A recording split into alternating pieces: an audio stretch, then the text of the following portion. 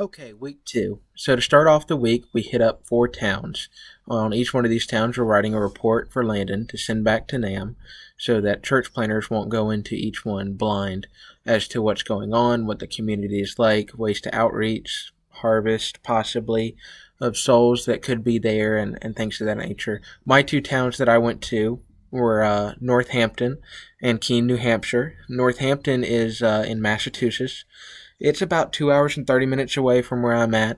It was extremely rich and very Buddhist and homosexual was kind of the reigning things of the town. They prized both activities very much, and then Keene, New Hampshire, which we hit later in the week, was also along the same lines, a little bit Buddhist, had a state college, and that was of substantial size. So it was more of a college town, but also very accepting of all different lifestyles that the Bible clearly outlines as wrong. The other 2 towns that we went to, these were Emily's towns, was Waitsfield and Williamstown.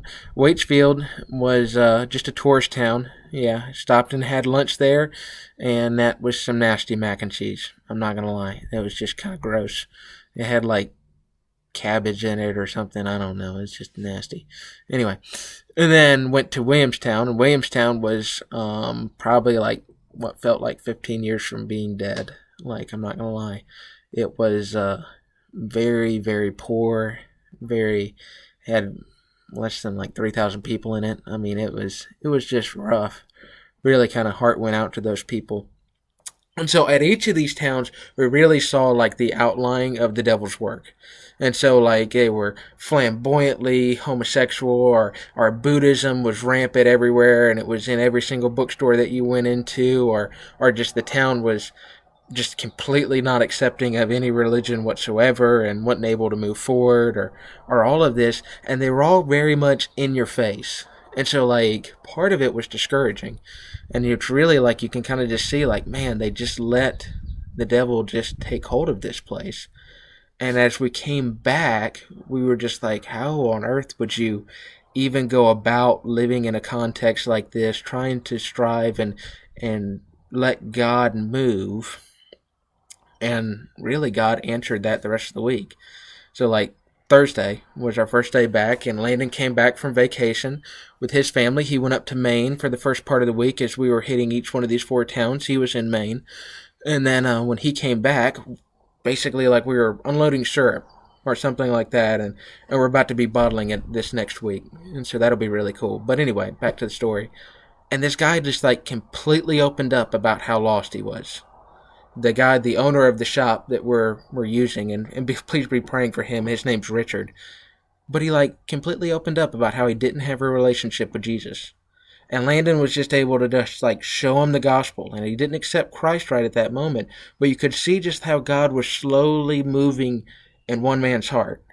And like later on in the week, we were talking to Ida Mae, and she also is lost. And she's the lady that Emily is staying with. And like just completely opened up. And it was just like you could see the Holy Spirit has just been kind of slowly tugging at her heart. And so the outlines of like, the devil's work in each one of the 4 towns that we got to visit were so in your face. And then when you come back, you slow down and you're looking, you can see the Holy Spirit working just quietly on each individual heart. And that's probably the biggest takeaway that you can get from this video, is when we feel like all we see is the world and all we see is the devil moving around and really sin is running rampant, that God is still there. He's still tugging on hearts. It's not a lost cause to live for Jesus at any time. And so that was really an amazing experience to kind of have this week, and to take it back into you guys' context in Florida, to just really be trying to see, okay, where is God moving today?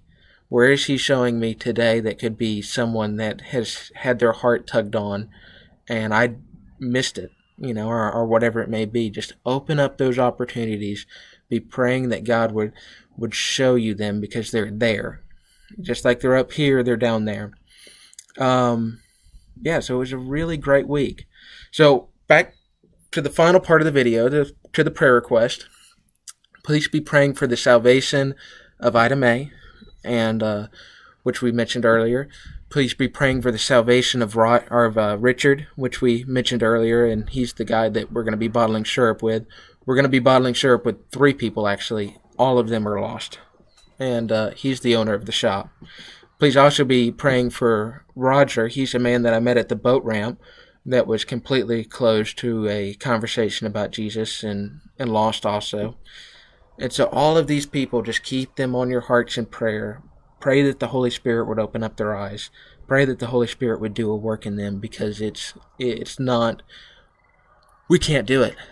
We just can't. You can share the gospel until you're blue in the face, but unless the Holy Spirit opens the hearts of people, that's when true change starts to happen. And then our final prayer request is that you would be praying for us, and that we would just really start to do what Landon was doing, and really start to do okay, so let's take a minute to see what this Richard guy has to share and slow down my day, and that God would start to open up opportunities for us like he has for Landon and for our stay here. And so, yeah, thank you. It really means a lot to have a church that truly loves me and is that willing to send me to Vermont. And I pray that you guys will be looking to do some of the same things in both your context and abroad. Thank you.